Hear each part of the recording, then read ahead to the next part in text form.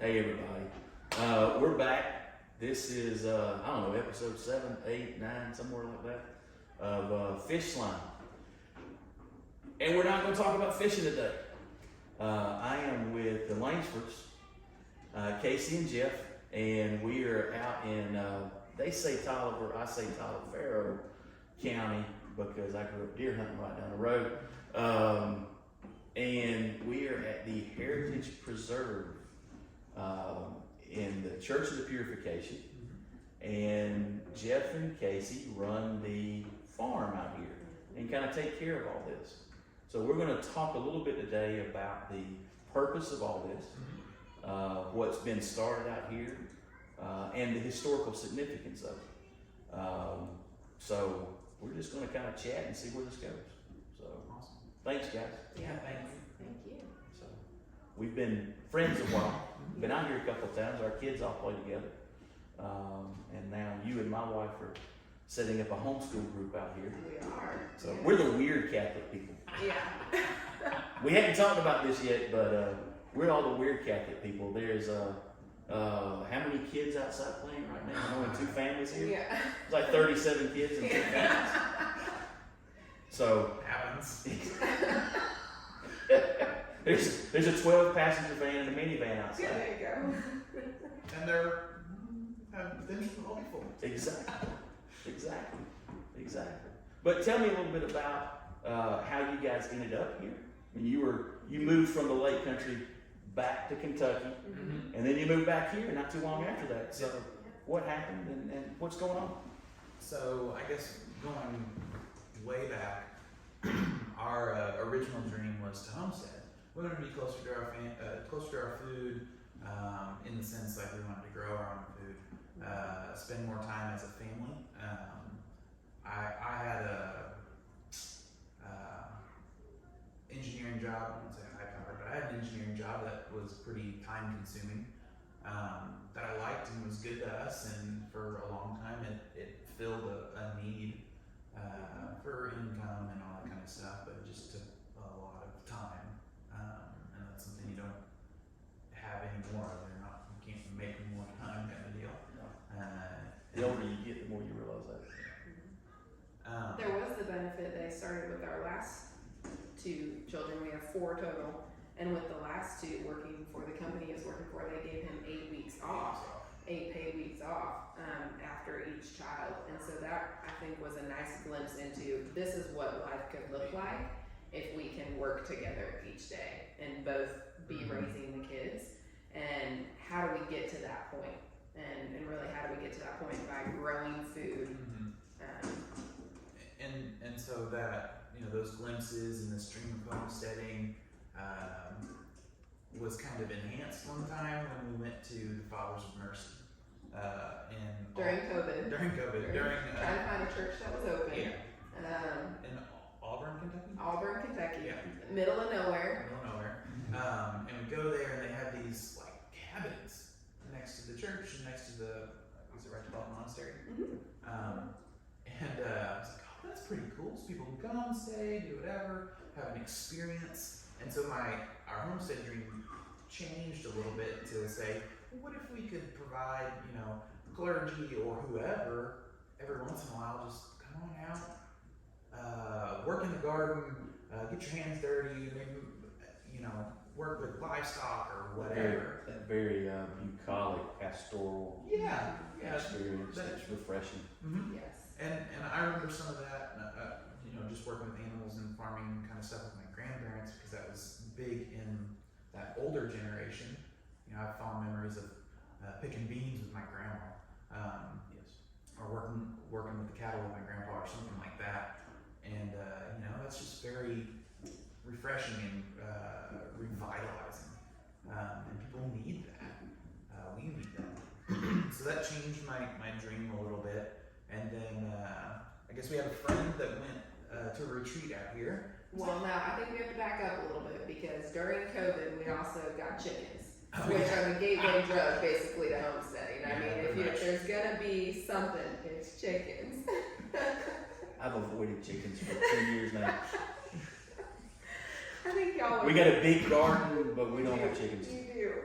So we got chickens during that too. And so we were really just in a place of how do we accomplish our dream and still put food on the table? Because it's not like you can just leave the job and the health insurance and all of that to do this. So then enters in Susan, who had been on a day retreat here. Back, I guess it was during COVID, so probably 2020, 2021, had come here on a day retreat. And no, I guess it was 2020, it was the year Mary Jane was born. And she told us about it, but we had just had a baby and you're kind of in that fog. So about 4 months passed, and by an inspiration of the Holy Spirit, I wake up one morning. And she goes, do you think that lady that's doing the retreat thing that Susan told us about, thinks she needs like someone to scrub toilets or fold towels? And I go, because at this point I was, working a lot of hours and just helped the company start up a plant, and I go, they can just tell us no, like that's the worst that can happen. I mean, I get told no all the time. It's okay. Once you realize it knows as bad as it gets, the world opens up. Yeah, that's like going fishing and don't catch anything. I still have a great time. Exactly. And so then we just, hey Susan, can we get this lady's number? We call her, or there's some email exchange and and she goes, Betsy goes, well, let me pick myself up off the floor because I was just thinking about looking for somebody to kind of come out here and do property management and maybe a few other things. What's your skill base? We kind of go into all of that, and we share our dream with her. And she's like, well, there's this farming component as well. What do you think about that? And so, all those years of doing the backyard garden and all the other information and stuff we've kind of accumulated, we're starting to like, how do we expand? How do we take this idea of regenerative agriculture and human scale and intensive, but kind of bring it bigger? And so we've learned a ton about that, and now we're in the place of, fast forward a year from that conversation. So that initial conversation was January 2021. We signed a contract with Betsy in March of 2021 on the Feast of the Annunciation, which is when the angel Gabriel appears to Mary, and Mary says, yes, according to your word, God, I will do it. So it was really meaningful for us to officially sign the papers and say, yeah, we'll move, we'll wait 9 months and move back to Georgia in the beginning of 2022 to do whatever it is that God has planned for us. And at that point, we knew about the farm. We knew what was happening with the retreat center. We knew that this is a place that for people to come to seek, find, renew, for people to retreat and get away. But we really had no idea what God had in store with moving here. And so then we get here and we just we hit the ground running. So we manage the property. We live on the property. I open the historic cemetery gate every day at around 8 and close it every day around 5, so people from the public can come in and see the historic cemetery, pray for the dead. Maybe find some long lost relative or something like that, or just go in there because it's a really, really cool space. And then we're working to start the farm, so we have about 14 acres that we have earmarked for farming type things, and we use a market garden style food plot to grow vegetables in predominantly right now. There's plans for orchards and maybe a vineyard someday, and see what else we can kind of do. You pick berries and pumpkins. So seasonal. Let's go back to the vineyard thing. So we could be looking at wine from Taliaferro County one day. It could be. That would be very interesting. My grandfather would have a heart attack, but sure. Nobody would have ever guessed that. So No. But God keeps bringing the right people to the project. So yesterday, Jeff had a meeting with Hope Smith, who is a new extension agent for the county, and she's got contacts up in LJ, which not only a great place to apple pick, I guess they have a lot of wineries out there too. Yeah. So who knows? It's a real possibility. So we're starting all of those things, just kind of keeping the property open and closed at the right, the times that it is. We do a little bit of maintenance and that kind of thing. We've got, I think we've got 16 separate buildings that are being built as cottages right now. Those will be overnight accommodations and they'll house about 50 people. Our general contractor is also building our event center that'll have food service and a chapel and those types of things, which will open in February 2nd of 2024. We do have a pond, it is stocked, brand new catfish and some bass in there. And that's part of the retreat experience. You can come out here and fish and hear what God has to tell you and just enjoy the space. Be in nature. Be in nature, yeah. You can't even hear the highway here. I mean, there's no noise. It's awesome. In nature like that. And actually there's an astronomy village just literally maybe a quarter mile through the woods. Because the night skies out here are so dark and you can see so much and it's so quiet. The bullfrog is the loudest thing that's out here. So for being a very small county, we're very diverse to have the Deer Lake Astronomy Village and a Catholic retreat center being built basically side by side. And there's a chicken processor. It's three things. Yeah, there's a lot going on here. Yeah, it's pretty neat. So what will when it's all said and done, how many people will be able to come out here and study?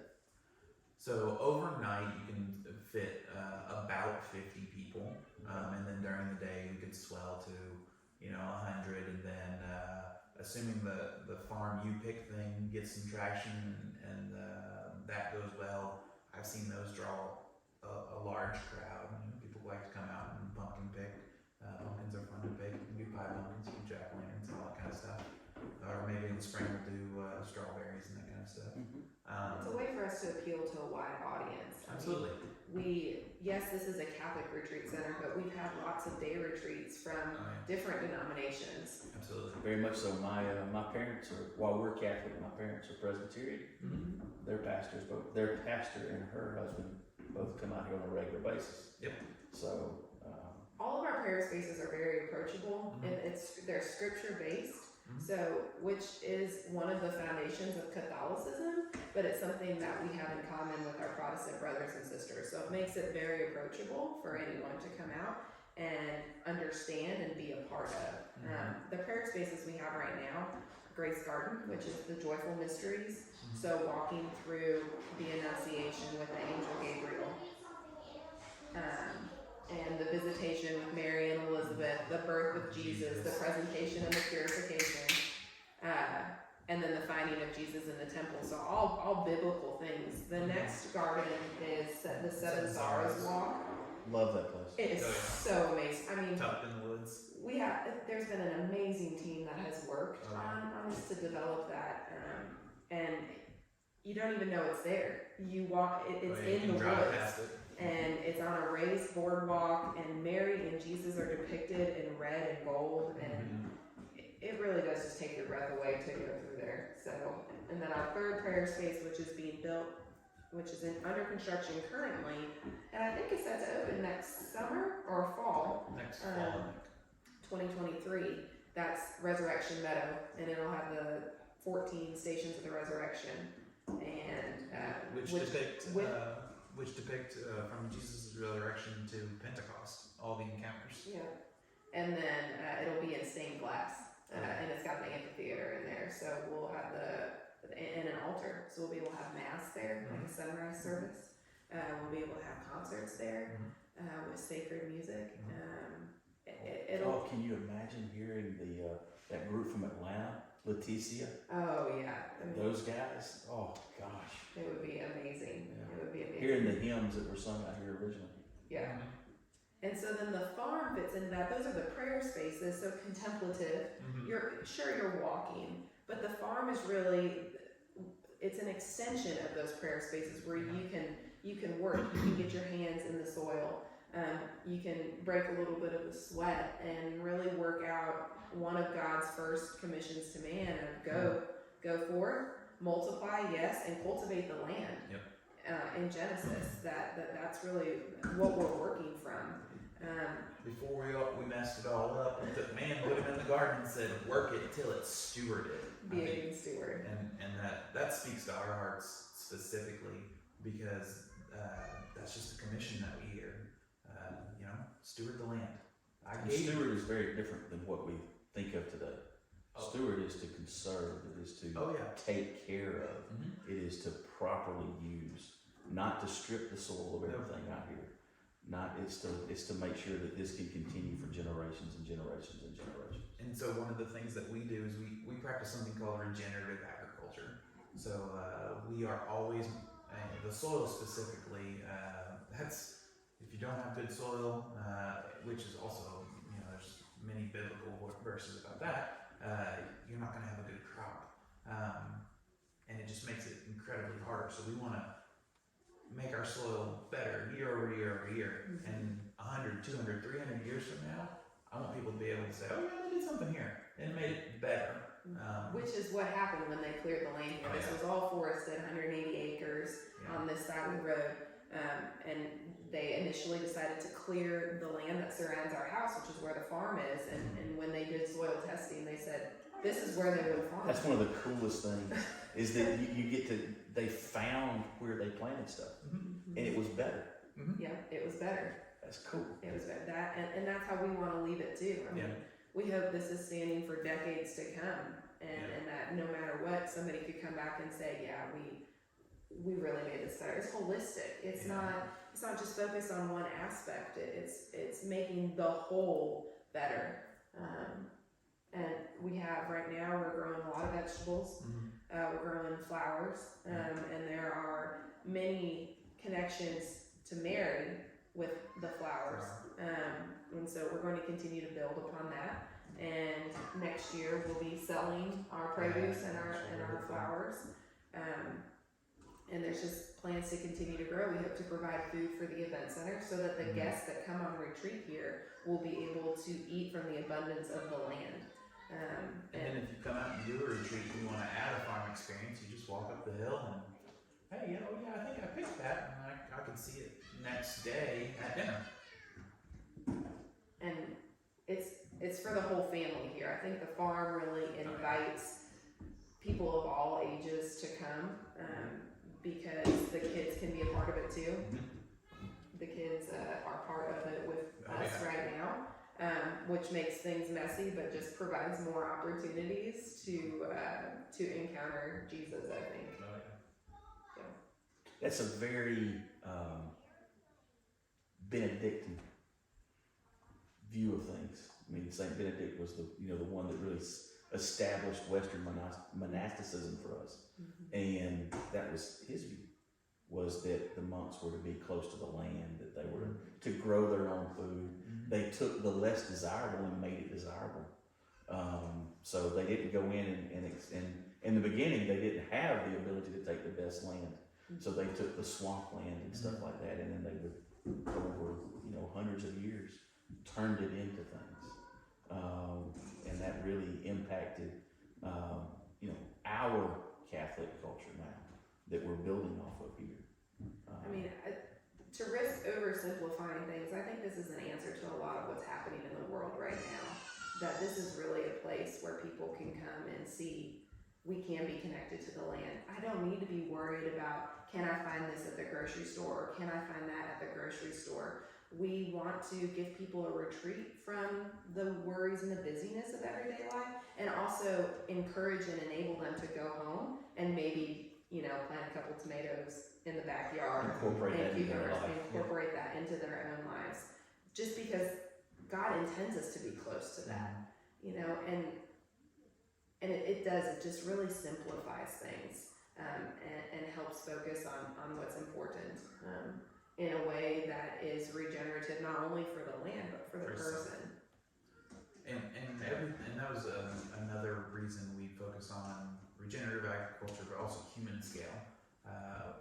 We have a tractor right here, but most of our work is done by hand, and that's something you can scale up or scale down. And if you live in an apartment in a big city, you can do potted plants or whatever, or if you have a little yard at your house and you saw us do something out here, it's very easy to replicate. It's all done by hand pretty much. So that's also something, an experience that people can take back with them. So, when one of the cool things about this, the history of this place is that Blessed Father Peter Whalen was here at one point in time. And if you are not aware of who he is, he's also known as the Angel of Andersonville. But he was held as a POW by the Union Army in New York for a time, swapped in a prisoner exchange, came back here, and then ended up down working with everybody at Andersonville. And he spent time at Church of the Purification. So it has a very, very deep, within our world, somebody that's on the path to sainthood. And that's the call to all of us, is that we're to be saints. And with all the kids running around and all that and everything that we do on a daily basis, carrying kids in and out of Mass and everything like that, it's easy to lose track of that. But this is a very, very holy place because of the people who came before. Risk their lives coming from Maryland so that we can be here, so that we can, so our faith can be here. Yeah, and can you imagine coming here in the 1790s? No. I mean, it's in the middle of nowhere now. Yeah. In the 1790s, you would have had to wade. Blaze the trail. I mean, you would have had to wade in swamps, snakes bigger than anything you can imagine, and alligators and everything else to get here. No joke, because they would have come up from Savannah. And that's not an easy trek. Can you imagine looking at your wife and going, "You want to move a couple hundred miles in 1790? Duck." Mostly on foot. Yeah, mostly on foot. You want to do what? And establish something in a land that nobody wanted. Correct. Yeah. That's one of the Catholics were given this land. It's nobody else wanted it. It's. And they made something beautiful out of it then, and I think we're making something beautiful out of it now. It's a great space. So, It's a great space. There was a vision to preserve this land and to keep it Catholic, and through the yes of many people, it's been made a possibility and a reality. So, and the historical connection is very important to us, and we pray for the priests who have come before at the Church of the Purification, and there is a mass every year, an annual mass on the Saturday closest to All Souls Day, actually in the cemetery, and that's always drawn people. That's been happening for years. And it's just a neat way, a very Catholic thing to pray for the dead. But One of the corporal works of mercy. yeah, but it is it's a beautiful thing. So we're excited to be a part of that this year. And hopefully in years to come we'll have you-pick pumpkins available around that time, and really incorporating everything that the land here has to offer. So now, as for staying right now, if people want to come and visit for more than an afternoon like that, you've got A.H. Stevens Park, which has an RV campground, and do they have cabins? They have cabins. They have cabins as well. And it's only 15 minutes away. It's 11 miles. Yeah. So you're in a very, you've got Crawfordville is right down the road. If you don't know, that's where a number of movies have been filmed. We've got Washington, which is the home of the Secretary of the Treasury from the Confederate States of America. You've got Alexander Hamilton Stevens, who was the Vice President of the Confederacy, was from out here, and his home is what we're talking about over there.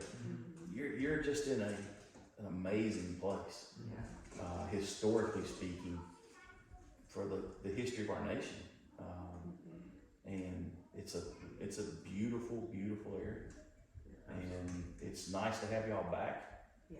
We go to, on occasion, y'all come over now that you've got I know. Monsignor here. On occasion, you come to Christ our King and Savior. Yeah. And this morning we came over, and my family went to Church of Purification with Max or everybody else, and it is a beautiful experience. So thank y'all for having us. Thank you for coming. We appreciate it, and Thank you very much. can't wait to see what happens. Yeah. Stay tuned. Thank y'all.